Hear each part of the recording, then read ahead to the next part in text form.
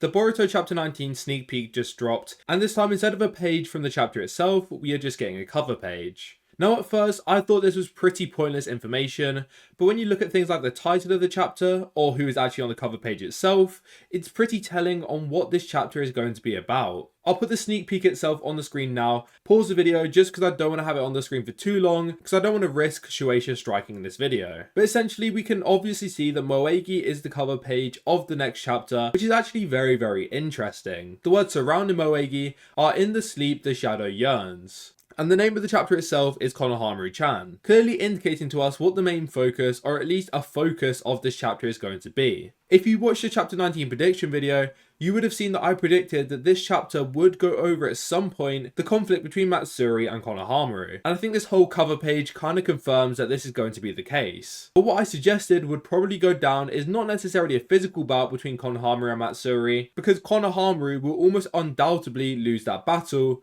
probably even quicker than Gaara did. I mean, you could argue that Konohamaru is stronger, but I don't want to go into the semantics. Either way, he isn't strong enough even remotely to face a Shinju level threat on his own. And unfortunately for any Konohamaru fans out there, he probably won't ever be able to reach that level. So instead of a physical battle, what I think is more likely is Konohamaru having to almost battle his own mind in order to prevent Matsuri from going on the offensive. It's no secret by this point that the shinobi's plan on this mission is to seemingly stall for something to awaken in someone, and I have said many times that I think they are waiting for Kawaki to get his limiters removed and then join this battle. So rather than showing once again that these Shinju are extremely strong, which I think the writers have already done enough of by this point in the show, I think it makes more sense given the current state of Konohamaru's character that they don't chuck him into a fight where he's guaranteed to lose. That doesn't really achieve anything for the story. There would be no wow factor, as we already know the Shinju are very strong, and it wouldn't show any form of character progression, and like I've said, this just doesn't really emphasize the threat of Matsuri or the Shinju. Instead, if we look at the writing surrounding this entire interaction,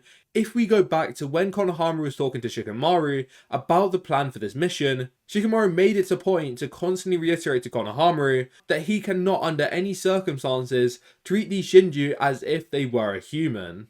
Because Shikamaru knows that because these Shinju have so many human-like qualities, it's hard to treat them like they're wild beasts, as he described it himself. And he repeats this so many times to Konohamaru to drill that into his head. Which to me suggests that Kashin Koji has told Shikamaru that for Konohamaru specifically, where the plan will fall apart on his side of things is Konohamaru's attachment to Moegi, which will then translate to him not being able to see past those resembling qualities that Moegi and Matsuri share. Which will then mean that Konohamaru can't be as cold-hearted or maintain its focus on the mission when it comes to defeating Matsuri. The way to defeat them in the future Kashin Koji likely foresees is for Konohamaru to keep Matsuri unsuspecting, having a conversation with her like he has been, and like Shikamaru described, he needs to tame the beast. This will give them time to allow Kawaki to arrive and deal with the Shinju. They did need the Konoha team to go out there to stop them from reaching Shinki or Gaara, hence why they can't just wait for Kawaki's limiters to get removed and then go to stop them, because they would already have reached Gaara and Shinki by that point. However, we can see that Konohamaru's side specifically is starting to fall apart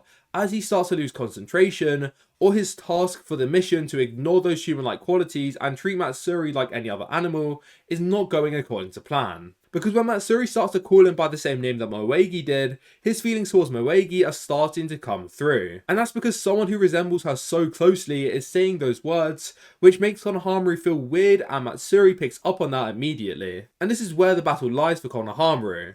Not a physical battle like I've been saying, but that internal conflict or mental warfare within himself. And he needs to be able to prevent his feelings towards Moegi taking control of his actions on this mission, which evidently he has been unable to do so far. But I think this chapter will go a lot deeper into that conflict between these two characters. Also, going over very quickly what the text implies when it says within the shadow the slumber yearns, well, since the cover page is Moegi, it could actually imply that Moegi's conscience is able to resurface somewhat inside of Matsuri, which means that she can nerf Matsuri, which is very reminiscent of what Megumi did inside of Sukuna in Jujutsu Kaisen, where fighting his friends meant that because his conscience was still relatively strong inside of Sukuna, he could drop Sukuna's levels of strength when Sukuna fought someone close to Megumi. And I think the wording also makes a lot of sense here, for these two to be very similar. Moegi has been cast to the shadows by being consumed. She herself is in a slumber, but also, technically speaking, inside of Matsuri. So maybe it's implying that inside of Matsuri, Moegi, despite being in a slumber, is able to control Matsuri in a way to cause her to lose a significant amount of strength due to her yearning or truly loving Konohamaru. Either way, the fact that it's saying in the shadows and slumber is clearly referring to Moegi being a shadow of Matsuri. It's clear that Matsuri has taken a form or is very reminiscent of Moegi, but a shadow is controlled by the body itself, implying Moegi cannot do anything in her slumber as she is solely a shadow or the shape of Matsuri. I mean, she clearly isn't the exact shape of Matsuri as that Shinju is caked up, and I don't know whether I can say the same for Moegi. But metaphorically speaking, Matsuri took the form of Moegi, hence Moegi being the shadow to Matsuri. But because shadows don't actually control a body, and it's the body itself which manipulates a shadow, it shows that Matsuri has control over Moegi here. And maybe the line of "within the shadows the slumber yearns," it is implying that from within those shadows, Moegi is able to yearn for Konohamaru. Now, I don't know exactly what that's going to mean in the grand scheme of things, but I hope that makes a bit more sense on what that text could possibly mean. But going back to the overarching meaning of the cover page itself, I've said before in a video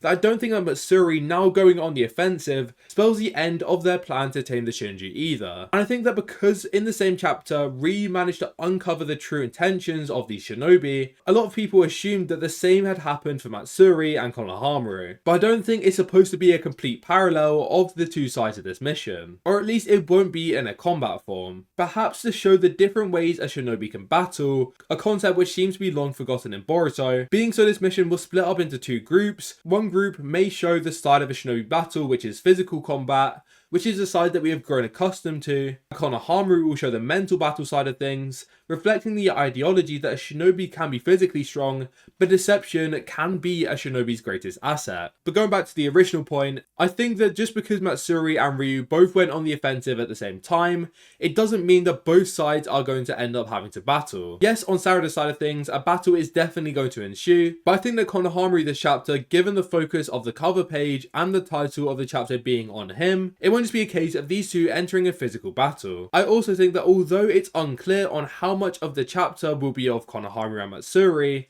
I think that given the cover page, it could suggest that this chapter will show some flashbacks of Konohamaru and Moegi's dynamic, which will also reflect whatever is going on in the chapter itself, and will likely allow Konohamaru to either resolve this problem or cause him to fall into an even deeper hole and eventually lose this battle altogether. I also just can't shake the feeling that Konohamaru-chan is almost implying that Konohamaru is going to end up getting consumed this chapter. It almost feels like that is going to be the tipping point for Konohamaru, where he can't keep his composure and ends up getting consumed by Matsuri, because those words were directly what caused Matsuri to grow suspicious of his intentions in the first place. So either Konohamaru is able to cut ties with the association of that phrase and Moegi, or it instead causes him to completely fall apart and ends up getting consumed by Matsuri. And I've said many times before that I think Konohamaru will end up dying to Matsuri, and I think this chapter could signal the end for Konohamaru. I do think that Konohamaru as a character lacks any prospect in the future, and I think there is no meaningful pathway for him to jump in power. Like for example, Sarada has the mastery of the Mangekyo,